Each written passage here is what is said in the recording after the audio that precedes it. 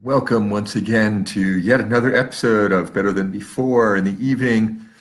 I'm Dave Edelstein, and I'm here to talk to you about mindfulness, communication, and the union of those two things. Mindful communication,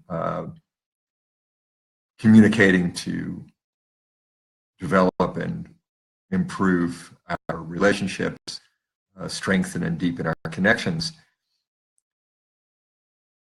Tonight, I'd like to talk a little bit about vulnerability in communication. When we're communicating mindfully, if we're communicating to build connection, we're going to have to risk vulnerability. This isn't easy to do. As I said the other day, this isn't for wimps. This isn't for the weak.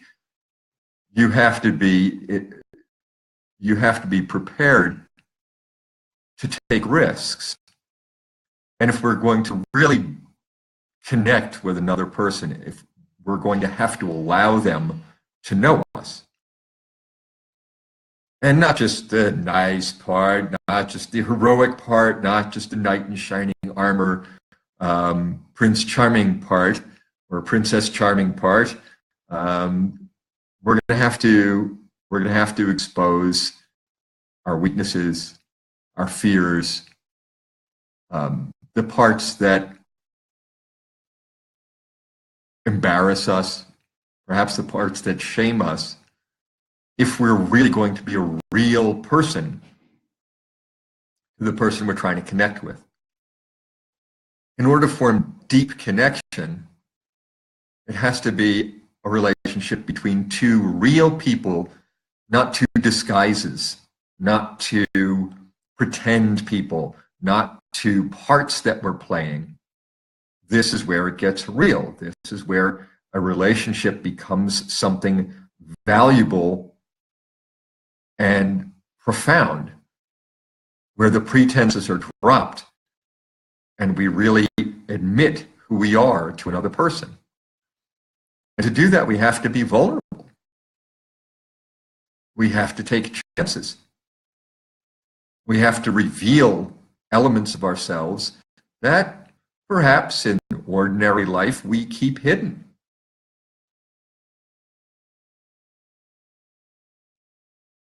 The only way that we're going to be able to be that open and vulnerable and honest is on a basis of trust. When we're communicating mindfully to build connection, we have to know that we can trust the other person, that they can trust us. This is a relationship building event. Communicating mindfully requires acceptance, non-judgment, and empathy. If both people are providing those elements, are approaching the conversation with acceptance, the willingness to see the other person for who he or she is, non-judgment, and seeing that person, not to immediately say good, bad, right, wrong, like, not like, but accept the reality of this person and say, this is good in the sense that I know them better. We're closer now because of the knowledge that I have. And finally, with empathy. This person has just made him or herself vulnerable. They've just revealed something to me. I am honored by this. They trust me with this piece of them that they don't expose to other people. The things we don't expose to other people aren't the great things about ourselves. The great things about ourselves we expose to anybody. When we become truly intimate with someone,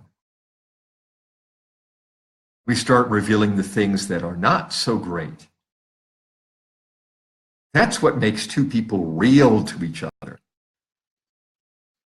It makes me think in this moment of the children's book, The Velveteen Rabbit.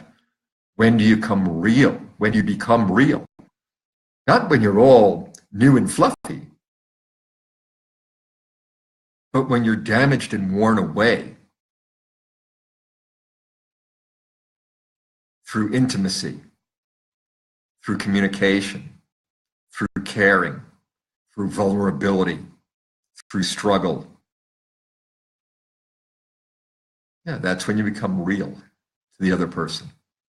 And it's only when two people become real to each other that their relationship truly matters, that they've truly invested themselves in that relationship and have a chance to truly grow together. So, this weekend, get real.